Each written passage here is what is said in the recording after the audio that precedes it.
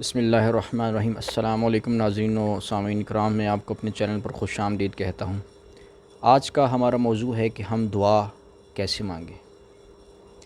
دیکھیں، دعا کیا ہے؟ دعا یہ ہے کہ اللہ تعالیٰ سے ہم مدد مانگتے ہیں کسی بھی معاملے میں۔ اللہ تعالیٰ کے سامنے ہم اپنے مسائل رکھتے ہیں، اللہ تعالیٰ سے ہم التجا کرتے ہیں، درخواست کرتے ہیں کہ یا اللہ ہمارا یہ مسئلہ ہے، اس مسئلے کو حل فرما دے، یا ہمیں فلاں چیز چاہیے ہمیں وہ دے دے، ہمیں اولاد چاہیے ہمیں اولاد دے دے، ہمیں نوکری نہیں مل رہی ہمیں نوکری چاہیے، ہمارے لیے کچھ اسباب پیدا فرما دے۔ تو زندگی میں جو بھی مسئلہ پیش آتا ہے انسان یا ضرورت ہوتی ہے، تو انسان جو اللہ تعالیٰ سے جو فریاد کرتا ہے وہ دعا ہوتی ہے۔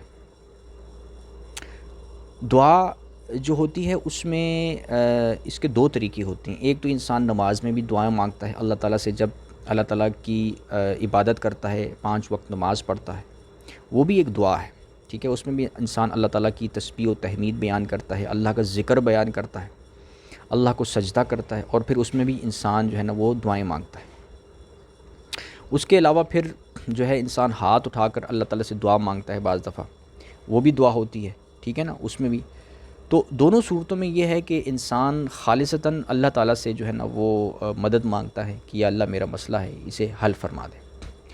اب بعض لوگ یہ ہوتے ہیں ایسے ہوتے ہیں جو کہ دیکھنے میں ایسا آیا ہے کہ وہ سمجھتے ہیں کہ جب ہم اللہ تعالیٰ سے دعا مانگیں تو اب اللہ تعالیٰ کو ہر حال میں وہ دعا قبول کرنی چاہیے جو ہم نے مانگی ہے دعا۔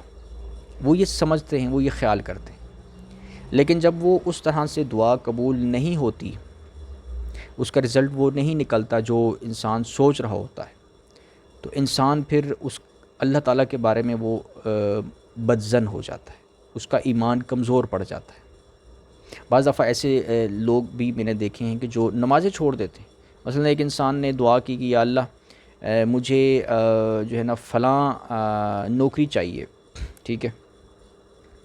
اب وہ نوکری اسے نہیں ملی، تو اس نے پہلے وہ نمازیں پڑھتا تھا، پھر اس نے نمازیں چھوڑ دی۔ اس نے کہا اب میں نماز نہیں پڑھتا، جب اللہ تعالیٰ دعا ہی قبول نہیں کرتا، معاذ اللہ استغفر اللہ، تو میں نماز پھر دعا کس سے مانگوں، نماز کس کے لیے پڑھوں؟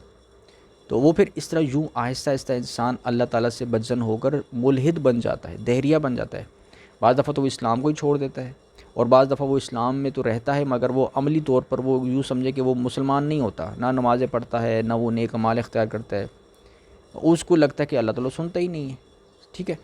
تو اب یہ ہے کہ اس بات کو سمجھ لینا چاہیے کہ ایسا کوئی رول نہیں ہے اللہ تعالیٰ نے بیان فرمایا کہ جو آپ دعا مانگو گے تو وہ قبول ہو جائے گی ایز اٹ از۔ کیوں؟ کیونکہ اللہ تعالیٰ تو معاذ اللہ استغفر اللہ ہمارا کوئی نوکر و غلام تو نہیں ہے کہ ہم جو حکم دیں گے اللہ تعالیٰ مان لے، جو ہم کہیں گے وہ اللہ تعالیٰ مان لے، استغفر اللہ، ایسا تو نہیں ہو سکتا۔ ہم لوگ جو ہیں، انسان جو ہے وہ اللہ تعالیٰ کا بندہ ہے، اور بندہ کہتے ہیں غلام کو، نوکر کو۔ ہم نے اللہ کی بات ماننی ہے، اللہ کی فرمانبرداری اختیار کرنی ہے، اللہ کے حکموں پر چلنا ہے، اور جو دعا ہے وہ کوئی حکم تو نہیں ہے، وہ تو اللہ تعالیٰ سے گزارش ہے، درخواست ہے، یا اللہ کہ یہ ہمارا مسئلہ ہے، اسے ہمیں چاہیے یہ مسئلہ حل ہو جائے، آپ سے گزارش ہے، آپ سے دعا ہے۔ تو باقی اب اللہ کی مرضی ہے اس مسئلے کو حل کرے نہ کرے، آپ کو کوئی چیز چاہیے وہ آپ کو دے نہ دے، تو اس میں کیا کرنا چاہیے کہ انسان کو صبر کرنا چاہیے۔ اللہ تعالیٰ نے جس بھی آپ کو حالت میں رکھا ہوا ہے، جو کچھ بھی آپ کو دے رکھا ہے، اس پر صبر شکر کرنا چاہیے، اور بے صبری نہیں کرنی چاہیے۔ اللہ تعالیٰ سے گلے شکوے نہیں کرنے چاہیے کہ یا اللہ تو نے فلاں کو آئی فون 13 بھی دیا، فلاں کو تو نے اتنی بڑی نوکری دی، فلاں کو تو نے اتنی بڑی بڑی گاڑیاں دیں، فلاں کے پاس اتنا پیسہ ہے، دولت ہے، میرے پاس تو کچھ بھی نہیں ہے، مجھے کیوں نہیں دیا تو نے؟ ایسی باتیں انسان کو نہیں بولنی چاہیے۔ کیوں؟ کیونکہ بھئی اللہ تعالیٰ تو جو ہے نا وہ تو مالک ہے، اللہ کی مرضی ہے، اللہ تعالیٰ ہمارا مالک ہے، خالق ہے، اس کی مرضی ہے، اس نے رول کیا بنایا ہے قرآن شریف۔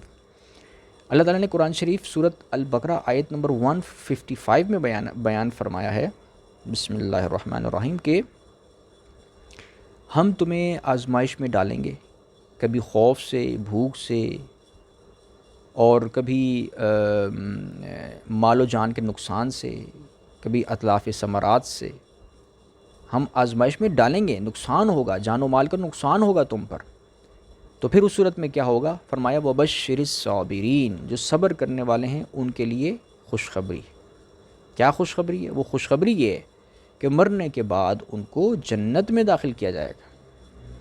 یہ دنیا جو ہے یہ جنت نہیں ہے، یعنی مطلب یہ نہیں ہے کہ انسان جنت کے بارے میں کیا قرآن شریف میں اللہ تعالیٰ فرماتا ہے کہ جو وہاں پر انسان چاہے گا وہ اسے دیا جائے گا، جو چاہے گا، جو بھی چاہے گا، اس کی جو بھی خواہش ہوگی۔ ایک انسان وہاں پر کہے گا یا اللہ میں نے ویڈیو گیم کھیلنی ہے، اسے ویڈیو گیم دی جائے گی۔ ایک انسان وہاں کہے گا یا اللہ میں نے کرکٹ کھیلنا ہے، اسے کرکٹ کے سامان مہیا کیا جائے گا، ٹھیک ہے، ٹیم مہیا کی جائے گی۔ وہاں پہ ایک انسان کہتا ہے یا اللہ یہاں پر میں نے جو ہے وہ میں نے سیر سپاٹے کرنے ہیں، اس کے لیے نئی نئی جگہ اللہ تعالیٰ وہ کر دے گا۔ تو مطلب جو انسان خواہش کرے گا جنت میں وہاں پر اسے وہ دیا جائے گا۔ تو یہ دنیا میں یہ معاملہ نہیں ہے۔ دنیا جو ہے یہ آزمائش اور امتحان کی جگہ ہے، یہاں پر انسانوں پر آزمائشیں، تکلیفیں، مصیبتیں آئیں گی اور اس میں ٹیسٹ ہو رہا ہے انسان کا، ٹھیک ہے۔ یہ دنیا جو ہے یہ امتحان ہے، ٹیسٹ ہے، امتحان گاہ ہے، یہاں ہم پرچہ حل کر رہے ہیں۔ تو اس کا رزلٹ کب نکلے گا؟ مرنے کے بعد۔ دنیا میں نہیں نکلتا کہ دنیا میں ہمیں سب کچھ مل جائے، ایسا نہیں ہوتا، ٹھیک ہے۔ سب انسان برابر نہیں ہوتے، کچھ غریب ہوتے ہیں، کچھ امیر ہوتے ہیں، بعض نیک لوگ ہوتے ہیں وہ غریب ہوتے ہیں۔ ابن ماجہ کی حدیث ہے کہ نبی کریم صلی اللہ علیہ وسلم سے ایک دفعہ کسی نے صحابی نے پوچھا کہ یا رسول اللہ سب سے زیادہ آزمائش اور مصیبت کن لوگوں پر آتی ہے؟ تو نبی صلی اللہ علیہ وسلم نے فرمایا کہ سب سے زیادہ آزمائش انبیاء کرام پر آتی ہے، اور اس کے بعد نیک لوگوں پر آتی ہے، اور پھر نبی کریم صلی اللہ علیہ وسلم نے فرمایا کہ بعض نیک لوگوں پر غربت کی ایسی آزمائش آتی ہے کہ ان کے پاس اوڑھے ہوئے کمبل کے سوا کچھ بھی نہیں ہوتا، لیکن وہ اس میں بھی خوش ہوتے ہیں۔ یہ ابن ماجہ کی حدیث ہے۔ تو یہ ہے کہ ہم دعا ہمیں اللہ تعالیٰ سے ایسے مانگنی چاہیے، اس نیت سے مانگنی چاہیے کہ یا اللہ ہم تجھ سے یہ دعا مانگ رہے ہیں، مرضی تیری ہے، کیونکہ تو خالق ہے، تو مالک ہے، تو ہمیں اولاد دے یا نہ دے ہم تیری رضا پر راضی ہیں، تو ہمیں دولت دے یا نہ دے ہم تیری رضا میں راضی ہیں، ہمارا یہ مسئلہ ہے حل فرما دے، تو اگر حل نہ فرمائے تو بھی ہم تیرے غلام اور نوکر ہیں، ہمارے پاس کوئی رستہ نہیں ہے اس تیری غلامی سے نکلنے کا، لہٰذا ہم تیری رضا پر راضی ہیں اور ہمیں صبر عطا فرما۔ اس پر انسان صابر اور شاکر رہے، گلے شکوے نہ کرے۔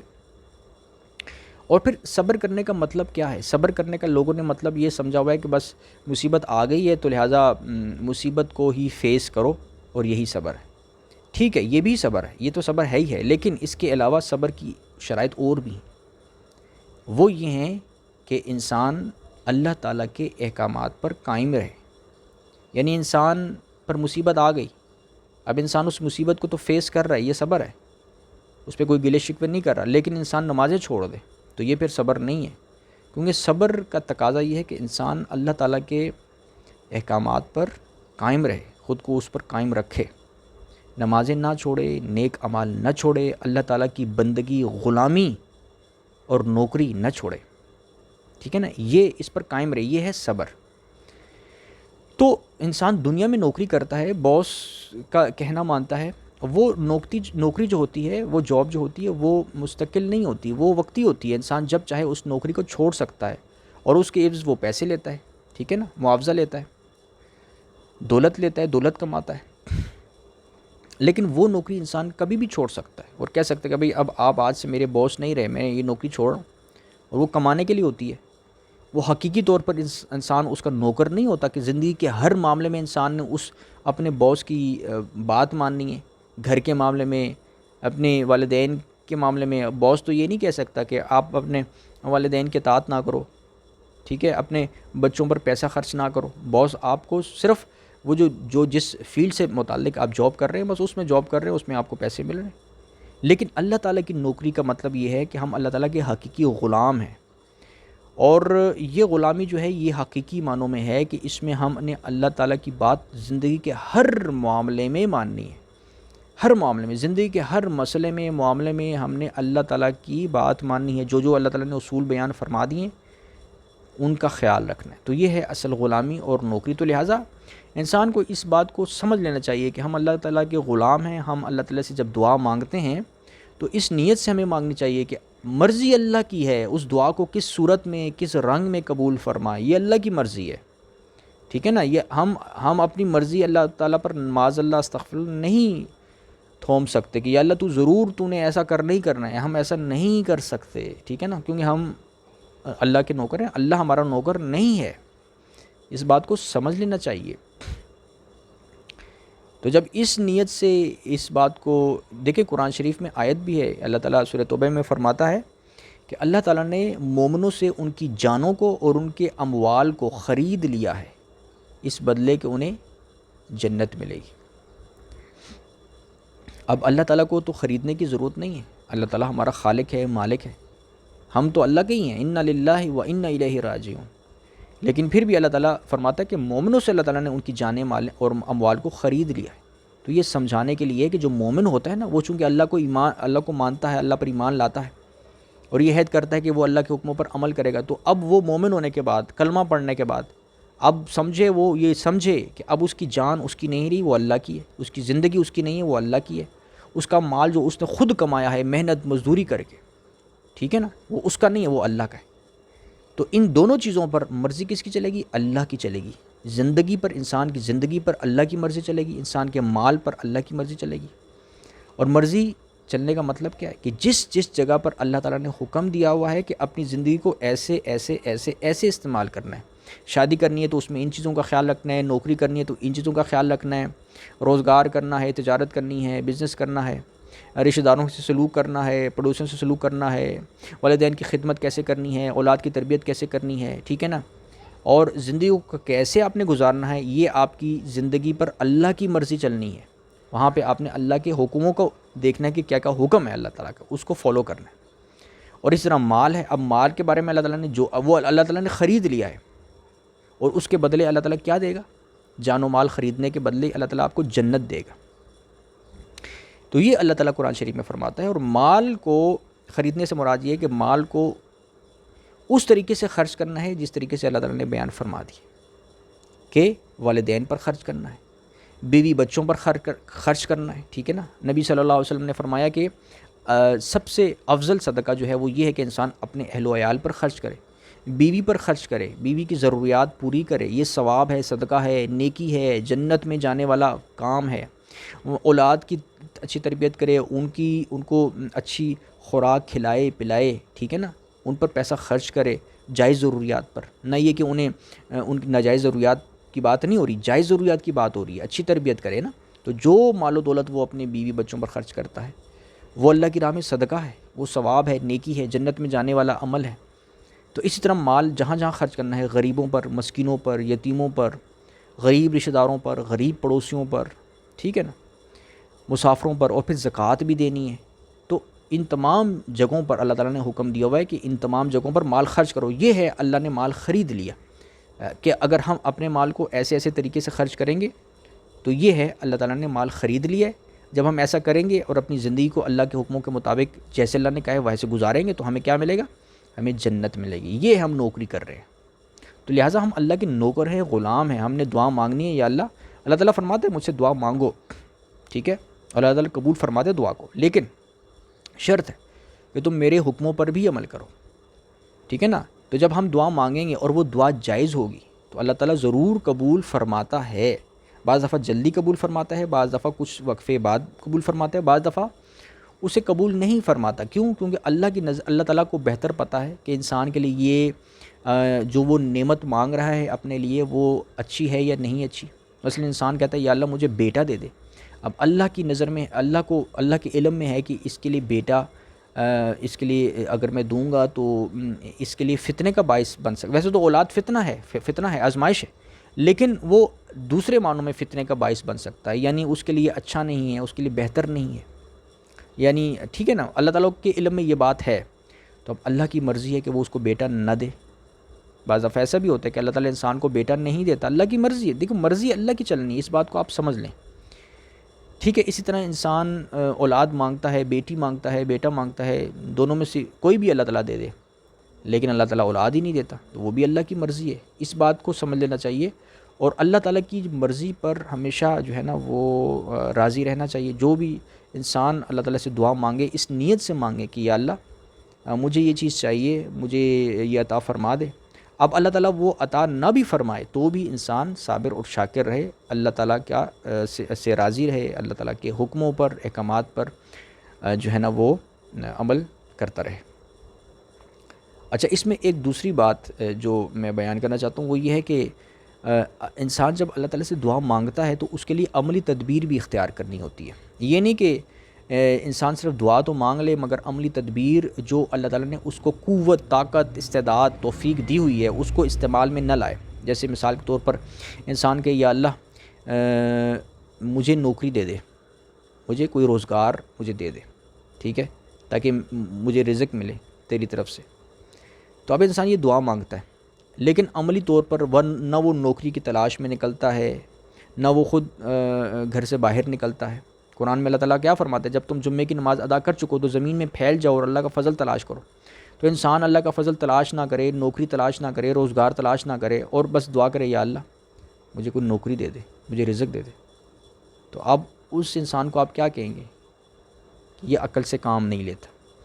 اللہ تعالیٰ نے انسان کو جو طاقت دی ہوئی ہے، جسمانی طاقت، اس کو استعمال میں لانا ہے، ٹھیک ہے نا۔ اسی طرح انسان کہتا ہے یا اللہ مجھے اچھا نیک رشتہ دے دے، بس وہ دعائی مانگ رہے، عملی تدبیر اختیار نہیں کر رہا۔ اب عملی تدبیر وہ یہ اختیار کرے کہ وہ رشتہ تلاش بھی کرے، وہ علماء دین کے پاس جائے، ان سے کہے بھائی مجھے اچھا رشتہ چاہیے، مجھے نیک رشتہ چاہیے، مجھے بتائیے کون کون سے رشتے آپ کے پاس ہیں۔ وہ جائے علماء دین کے پاس جائے، خود رشتے تلاش کرے، ٹھیک ہے نا، اپنے والدین سے کہے بھائی میرے لیے رشتے تلاش کرو، رشتہ تلاش کرو۔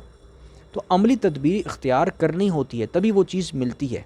انسان نوکری مانگتا ہے، اللہ سے رزق مانگتا ہے تو اس کے لیے اسے نے عملی تدبیر اختیار کرنی ہے، نوکری کے لیے نکلنا ہے، محنت مزدوری کے لیے نکلنا ہے، پھر وہ جو رزق اسے ملے گا تو وہی اللہ نے دیا ہے، کیونکہ اللہ تعالیٰ اس طرح دیتا ہے نا، تدبیر اختیار کرنی ہوتی ہے۔ اب آپ کہو گے کہ یہ کیسے بھائی، محنت تو ہم کریں، مزدوری ہم کریں، تو پھر ہمیں اللہ سے دعا مانگنے کی کیا ضرورت ہے؟ ہم تو خود ہی محنت کر رہے ہیں، خود ہی کما رہے ہیں۔ تو وہ چیز غلط ہے، وہ اس طرح غلط ہے کہ یہ جو جسم انسان کو اللہ تعالیٰ نے دیا ہے تو یہ اللہ تعالیٰ کی جو ہے نا وہ دین ہے، اللہ تعالیٰ کی عطا ہے۔ انسان اگر بازو چھین لے، آنکھیں چھین لے تو انسان نوکری کر سکتا ہے؟ نہیں کر سکتا۔ بعض دفعہ انسان نوکری کرتا ہے، اس میں اس کا حادثہ پیش آ جاتا ہے، بعض دفعہ جسم جو ہے انسان کا کوئی عضو ضائع ہو جاتا ہے یا کوئی معذور ہو جاتا ہے، پھر وہ نوکری نہیں کر سکتا۔ تو اب وہ کما سکے گا کیا؟ وہ کہہ سکتا کہ بھائی میرے پاس بڑی طاقت ہے، میں خود کما لوں گا، وہ اس کا تو حادثہ ہو گیا، وہ تو معذور ہو گیا بیچارہ۔ تو مطلب یہ ہوتا ہے کہ ہم اللہ سے دعا مانگ رہے ہیں کہ اللہ تعالیٰ نے جو جسم دیا میں نے اس کو استعمال کرنا ہے، یہ اللہ تعالیٰ کی ایک نعمت ہے، قوت ہے، یہ اللہ تعالیٰ کی نعمت ہے، یہ قوت ہے اللہ تعالیٰ کی عطا کردہ، اس کو استعمال میں لانا ہے۔ اس کو استعمال میں لا کر، عقل کو استعمال کر کے، آنکھوں کو، ہاتھوں کو، پیروں کو، جسم کو، عقل و شعور کو استعمال میں لا کر جو چیز ہم حاصل کرتے ہیں وہ ہمیں اللہ نے دی ہے۔ کیوں؟ یہ ہمیں اللہ تعالیٰ نے ساری طاقت دی ہوئی ہے۔ اللہ تعالیٰ اگر ہم سے یہ طاقت چھین لے تو ہم کچھ بھی نہیں حاصل کر سکتے۔ تو لہٰذا گزارش یہ ہے کہ جو بھی آپ اللہ تعالیٰ سے دعا مانگیں اس کے لیے عملی تدبیر خود بھی اختیار کریں تو اس میں برکت پڑے گی، اللہ تعالیٰ آپ کو قوت دے گا، آپ کو اللہ تعالیٰ حادثات سے محفوظ رکھے گا۔ آپ دعائیں کریں گے، نمازیں پڑھیں گے، اللہ کی عبادت کریں گے، کوئی برا کام نہیں کریں گے تو اللہ تعالیٰ کی رحمتیں، برکتیں آپ پر نازل ہوں گی، آپ صالحین میں شمار ہوں گے، اللہ تعالیٰ آپ کی حفاظت فرمائے گا حادثات سے، مصیبتوں سے، اور آپ کے کام میں برکت آئے گی۔ تو اس چیز کا خیال رکھنا چاہیے دعا کرنے میں، کہ پہلی چیز یہ کہ انسان دعا اس نیت سے کرے کہ اللہ کی مرضی ہے، مرضی اللہ کی چلنی ہے، آپ کو وہ چیز ملے یا نہ ملے، آپ چاہے غربت میں زندگی گزارو، فاقوں میں زندگی گزارو، بس سمجھو کہ یہ اللہ تعالیٰ نے آپ کی آزمائش کر رہا ہے اور اس کے بدلے آپ کو جنت ملے گی مرنے کے بعد، ٹھیک ہے نا۔ آپ نے گلہ شکوہ نہیں کرنا، کوئی چیز آپ کو نہیں ملتی تو اس میں آپ نے صبر کرنا ہے اور اس نیت سے اللہ تعالیٰ سے دعا مانگنی ہے کہ اللہ تعالیٰ آپ کو دے تو ٹھیک ہے، اللہ کی مرضی ہے، نہ دے تو بھی آپ راضی ہو اور اللہ تعالیٰ کو شکر کرتے والے ہو۔ اور دوسری چیز یہ کہ آپ نے خود تدبیر بھی اختیار کرنی ہے، دعا کرنے کے بعد تدبیر بھی اختیار کرنی ہے، اور ہمیشہ دعا اس چیز کی دعا مانگنی اللہ تعالیٰ سے کہ جو جائز ہے، یعنی حرام چیزیں تو آپ دعا میں نہیں مانگ سکتے، آپ حرام چیز دعا میں نہیں مانگ سکتے، آپ دعا میں نہیں مانگ سکتے یا اللہ مجھے فلاں مشرکہ لڑکی عورت مجھے عطا فرما دے، میں اسے شادی کرنا چاہتا ہوں، فلاں ہندو عورت ہے وہ مجھے اچھی لگتی ہے، وہ عطا فرما دے، میں اسے شادی کرنا چاہتا ہوں۔ یہ دعا آپ ناجائز دعائیں آپ نہیں مانگ سکتے، آپ نے دعائیں وہی مانگنی ہیں جو جائز ہیں، جو اسلامی ہیں، جو شریعت کے دائرے کے اندر ہیں، ٹھیک ہے نا؟ تو اس چیز کا آپ نے خیال رکھنا ہے۔ بہت شکریہ میری ویڈیو دیکھنے کے لیے۔ وآخر الدعوانا ان الحمد للہ رب العالمین۔ السلام علیکم ورحمۃ اللہ وبرکاتہ۔